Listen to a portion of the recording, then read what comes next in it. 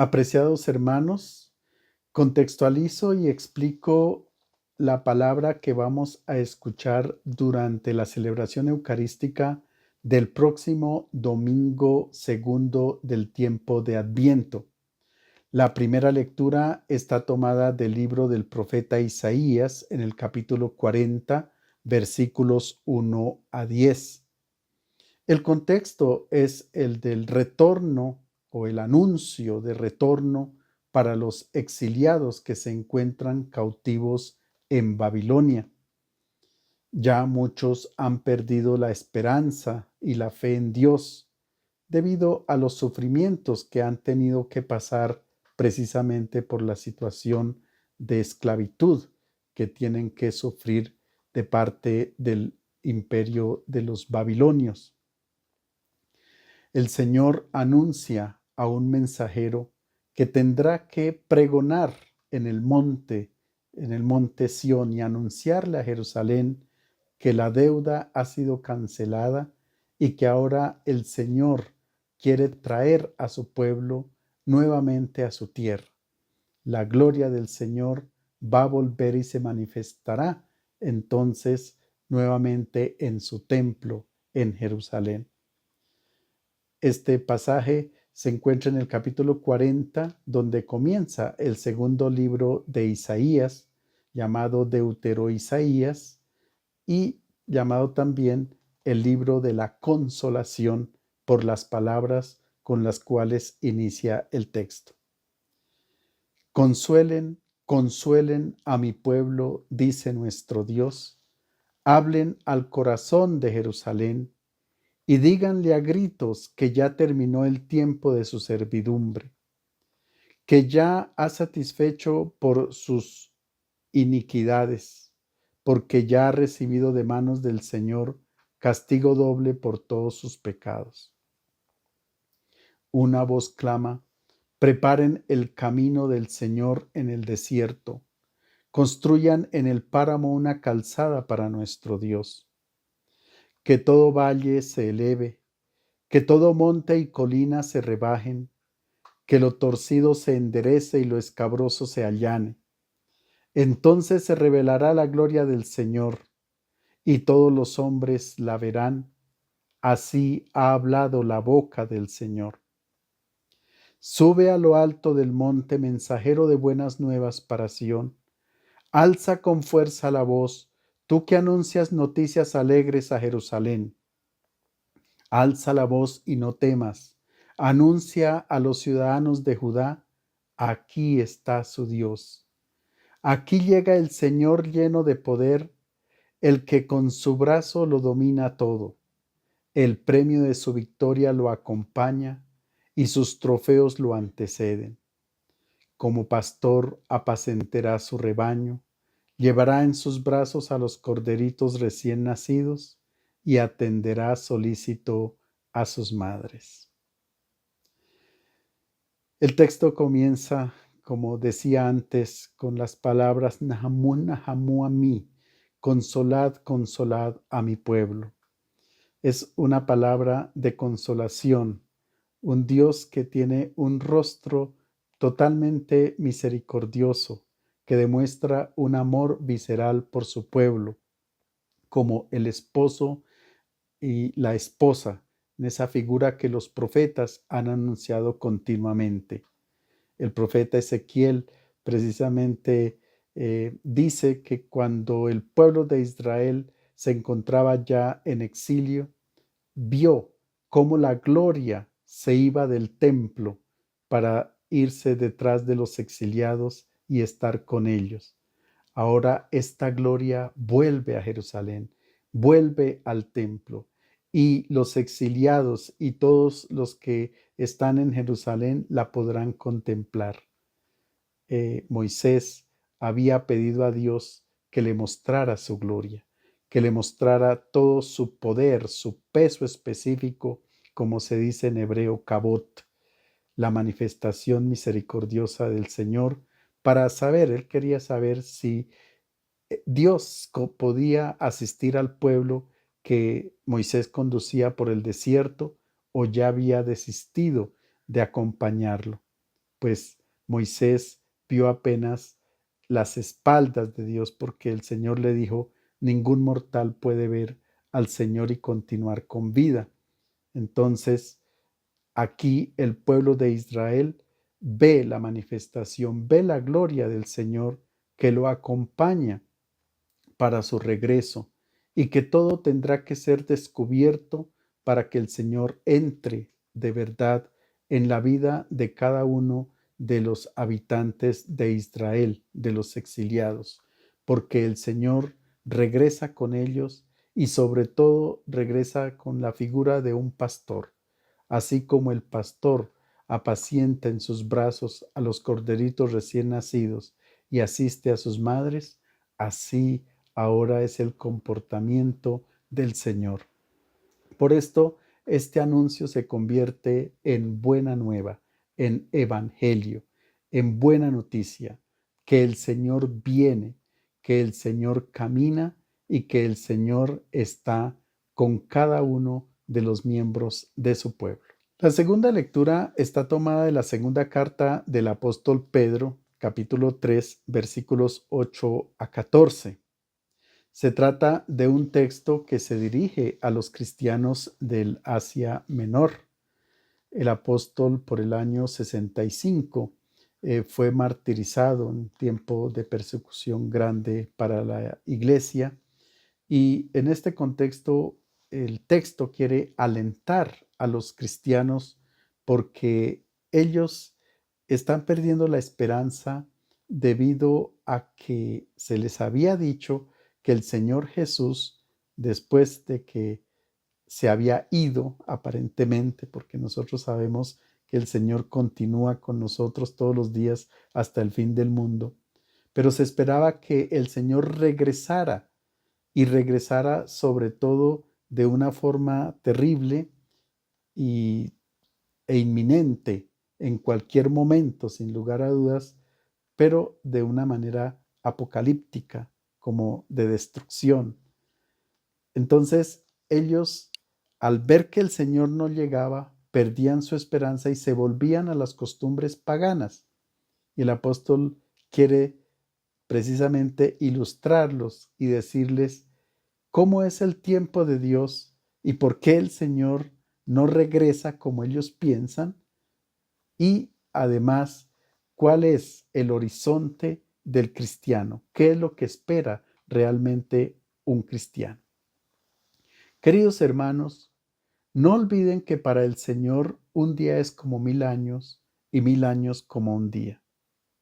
No es que el Señor se tarde en cumplir su promesa, como algunos suponen, sino que les tiene a ustedes mucha paciencia, pues no quiere que nadie perezca, sino que todos se arrepientan. El día del Señor llegará como los ladrones. Entonces los cielos desaparecerán con el gran estrépito, los elementos serán destruidos por el fuego y perecerá la tierra con todo lo que hay en él. Puesto que todo va a ser destruido, piensen con cuánta santidad y entrega deben vivir ustedes esperando y apresurando el advenimiento del día del Señor, cuando desaparecerán los cielos consumidos por el fuego y se retirarán los elementos. Pero nosotros confiamos en la promesa del Señor y esperamos un cielo nuevo y una tierra nueva en que habite la justicia. Por lo tanto, queridos hermanos, apoyados en esta esperanza, pongan todo su empeño en que el Señor los halle en paz con Él, sin mancha ni reproche. Como he dicho, un texto totalmente esperanzador. No es que el Señor se le ha olvidado venir, porque está con nosotros. Lo que pasa es que nos tiene mucha paciencia, porque Él quiere que nadie perezca, que todos nos arrepintamos, porque no quiere que se pierda absolutamente nadie. Es como la misericordia del Señor, es como cuando un médico ataca la enfermedad, pero no ataca a la persona. Así pasa con Dios. Ataca el pecado, pero nunca el pecador. Nos tiene mucha paciencia y espera que todos nos volvamos hacia Él. Ahora bien, el cristiano, ¿qué es lo que espera? Sobre todo la manifestación de una tierra nueva, de un cielo nuevo, donde habite la justicia. Es decir, la invitación es a dejar el mundo antiguo, el mundo de pecado, el mundo en que habitaba la esclavitud del uno hacia el otro, la injusticia, el odio, la guerra, la violencia. Ese mundo tiene que pasar para esperar un mundo de paz, un mundo en que habite realmente la justicia que brota del corazón y que es realmente lo que quiere el Señor Jesús, que todos vivamos en armonía y en paz los unos con los otros y naturalmente con el Señor. El Evangelio está tomado de San Marcos, capítulo 1, versículos 1 a 8. El contexto es el siguiente.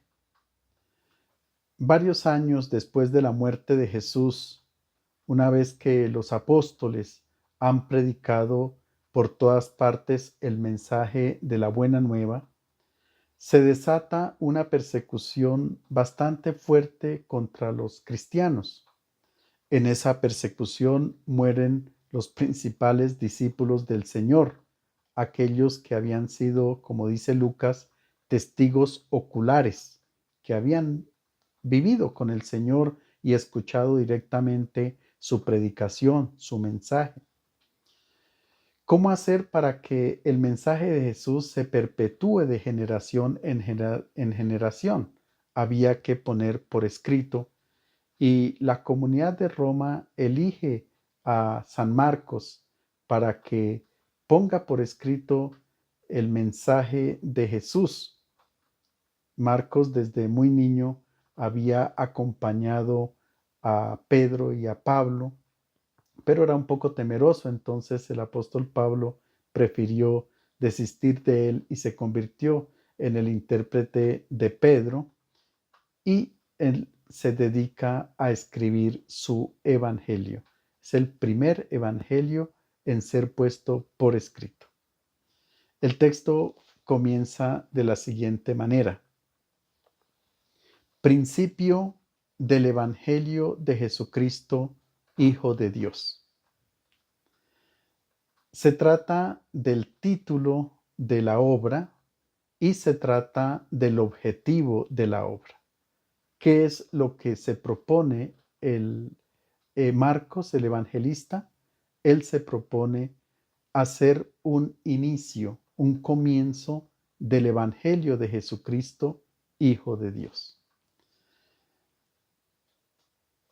Se trata entonces de un comienzo de un escrito. No tendría sentido que el apóstol dijera comienzo de mi escrito, no. En el texto griego aparece la palabra arché y el título es Arché tu Evangeliu Jesu Christu Hiu Theu. Comienzo, principio del Evangelio de Jesucristo, Hijo de Dios. Arché. Arché es principio y lo encontramos en el libro del Génesis capítulo 1 versículo 1 cuando se comienza a narrar la creación del mundo. En hebreo, Berechit bara Elohim et hachamayin ved haares. En el principio creó Dios a los cielos y a la tierra. Con la palabra principio aquí en el Evangelio de Marcos, se está entonces desde ya hablando de una nueva creación. Estamos al borde del principio de un mundo nuevo, de un mundo recreado, si se quiere, a la luz de Jesucristo.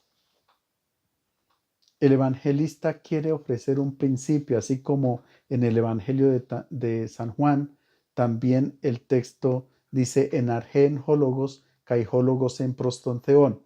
En principio existía la palabra y la palabra estaba de frente a Dios. Decir que se trata de un principio, es supremamente importante. Además que el Evangelio termina en el capítulo 16, versículo 8, de una manera abrupta. El texto dice que después de que Jesús resucita, un joven le comunica a las mujeres del evento de la resurrección, porque fueron a buscar al Señor al sepulcro. Él no está allí, ha resucitado. Por favor, id a decir a Pedro y a los demás discípulos que Él los encontrará nuevamente en Galilea, como les había prometido. Y las mujeres salieron y no dijeron nada a nadie porque tenían miedo. Ahí termina el Evangelio. Alguien pensó que se había perdido el final de Marcos, o que a Marcos le había dado un infarto y había quedado ahí el texto. Y entonces, por el año 120 después de Jesús, eh, han hecho nuevamente una conclusión al Evangelio, ya con base en los otros tres evangelios, en Lucas, en Mateo y en Juan. Pero lo que Marcos quiere hacer es un inicio, porque somos nosotros los que continuamos realmente escribiendo el Evangelio hoy con nuestra vida y con nuestro testimonio. Ahora bien, ¿principio de qué? Principio de la buena noticia del Evangelio. La palabra Evangelio no designaba en principio lo que nosotros conocemos hoy como los textos del Evangelio. Los textos de los Evangelios se llamaron así Evangelio solo a 100 años después, con la apología de Justino. Ahí fue donde a los textos se les llamó Evangelio. En principio, Evangelio era o es la buena noticia, un mensaje que produce alegría. Así, un emperador, cuando subía al trono, daba su proyecto de gobierno, y ese mensaje era una buena noticia, porque iba a haber prosperidad, iba a haber paz para el pueblo, para el imperio. Un poco parecido a lo que vivimos hoy, cuando un caudillo político vence el poder y entonces promete el cielo y la tierra durante su gobierno. Pareciera una buena noticia, pero no. Marcos sabe que Augusto, cuando él se proclamó emperador vitalicio, había sido una buena noticia para el imperio, pero Augusto ya está muerto cuando Marcos escribe el texto. El que está es su sucesor Tiberio, que ya está casi loco en una isla cerca a Nápoles. Allí tenía su residencia, en Isquia. Bien, Marcos entiende que los poderes de este mundo no dan buena noticia. El buen anuncio es el mensaje de Jesús. Por eso su evangelio quiere ser la buena noticia para nosotros, para producir alegría. Si el evangelio no produce alegría, es que no lo estamos comunicando bien. Si el evangelio no produce gozo, es porque no lo estamos comunicando como Dios quiere. Ahora bien, se trata del evangelio que es Jesucristo, y además es de Jesucristo, es decir, de Jesús ungido. La palabra Cristo viene de un verbo griego crio, que significa ungir, como Mashiach o Mesías en hebreo. Del ungido se ungía precisamente a los sacerdotes y a los reyes, porque se pensaba que en ellos bajaría un poder especial de Dios para gobernar o para guiar al pueblo, bien sea políticamente o espiritualmente en cada caso. Pues bien, aquí está Jesús, que viene del cielo, que es el Hijo de Dios. Y la palabra hijo en el contexto semita es cuando en una familia el Hijo reproduce en todo la imagen del Padre. Es decir, quien ve a Jesucristo ve al Padre. Jesús es Hijo de Dios porque reproduce en todo a Dios.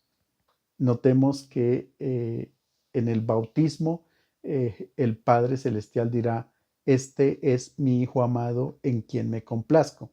Y en el momento de la transfiguración va a decir: este es mi Hijo amado, escúchenlo. Bien. Así comienza entonces el Evangelio de San Marcos, citando un texto del profeta Isaías. Como está escrito en el libro de Isaías: he aquí que yo envío a mi mensajero delante de ti a preparar tu camino. Voz del que clama en el desierto: preparen el camino del Señor, enderecen sus senderos.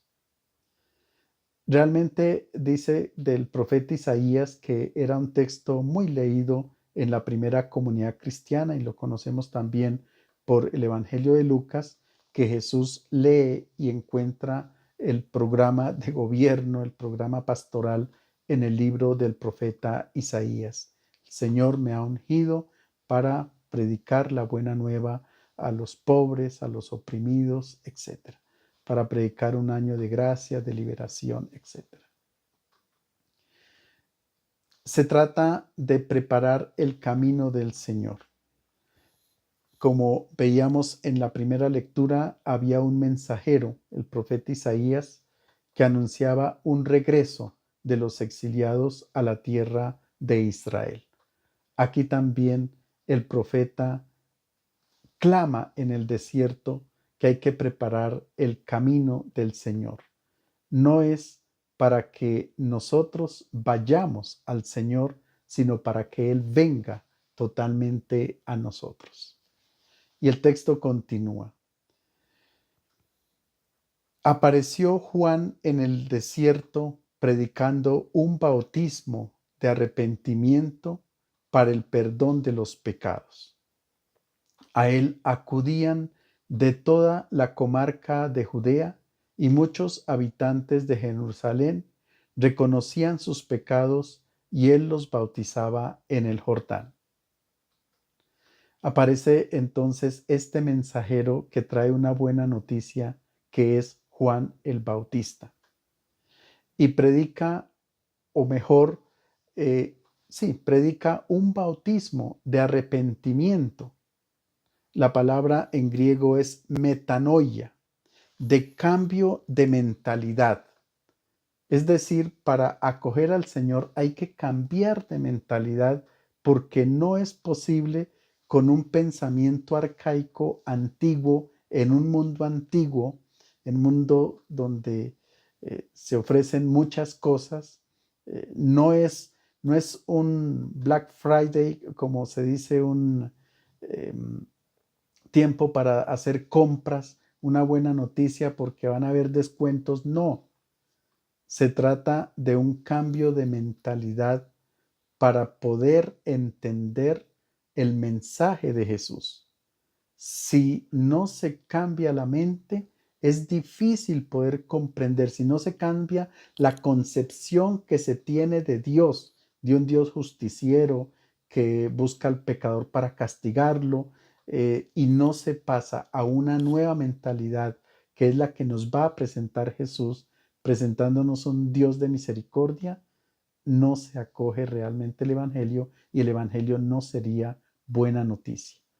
Y también el cambio de mentalidad implica el cambio de conducta, el cambio de vida, buscar otro camino para poder ir hacia el Señor y para poder hacer que el Señor venga también a nosotros.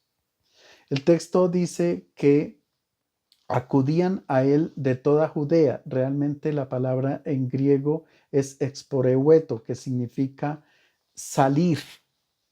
Y Juan se encuentra en el río Jordán, en Betabara, que es una población que queda después del Jordán, hacia Jordania, hacia el Monte Nebo, y lo que está diciendo realmente es que si bien es cierto, el Josué hizo entrar al pueblo del Éxodo a la tierra prometida a través del Jordán, después de que han salido de Egipto, realmente el pueblo no ha entrado en la verdadera tierra prometida, en el mundo nuevo. Se trata de que ahora salgan de esa tierra para volver a entrar por medio del agua del Jordán.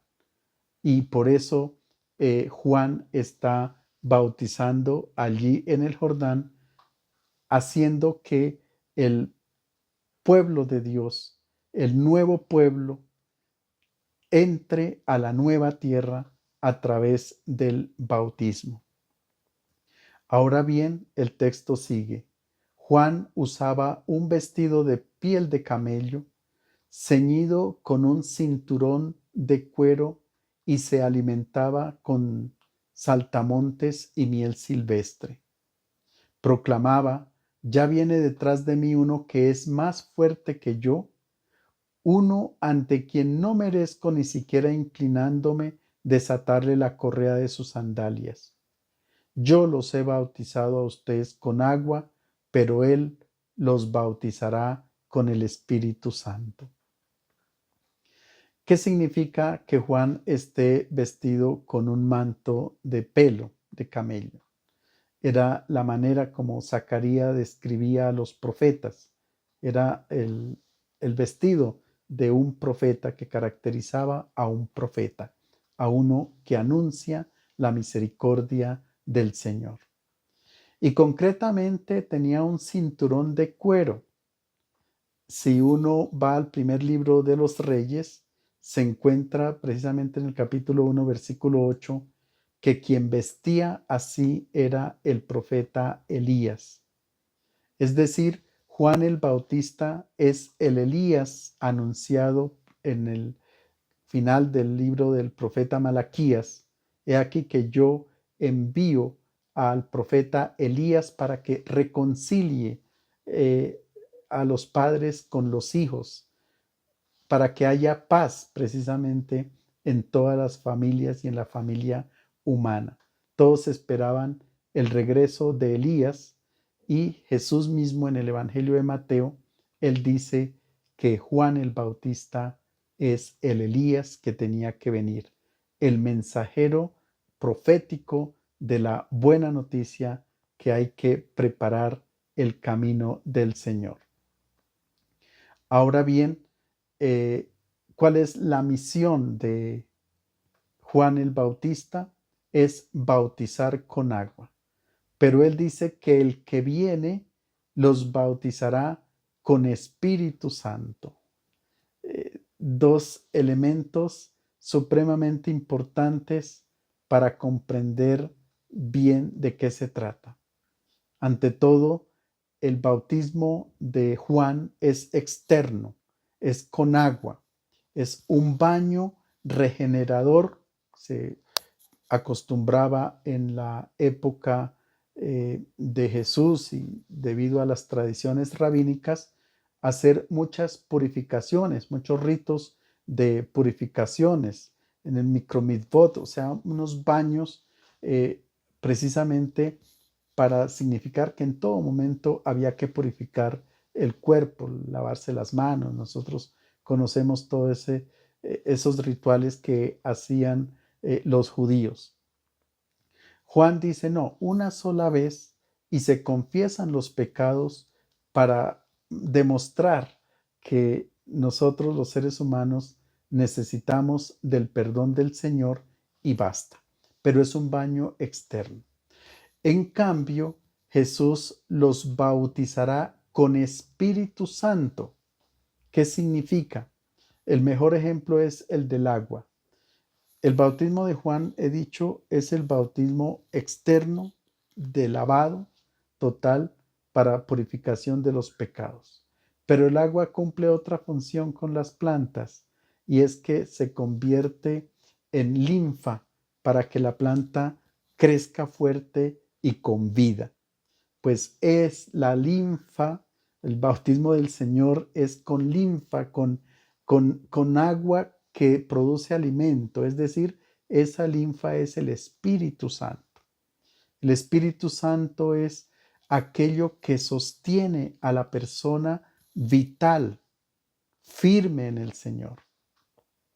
Sin el Espíritu Santo nosotros no existiríamos, no seríamos nada desde el punto de vista espiritual. Por tanto, el Señor nos va a dar esa savia, esa linfa que nos va a mantener siempre vivos. Pero el Señor está con nosotros y todos los días nos regala su palabra, nos regala su evangelio que se convierte en savia y en linfa para estar de pies. Ojalá lo acojamos en este momento en que el Señor viene a nosotros. Les deseo a todos un feliz domingo.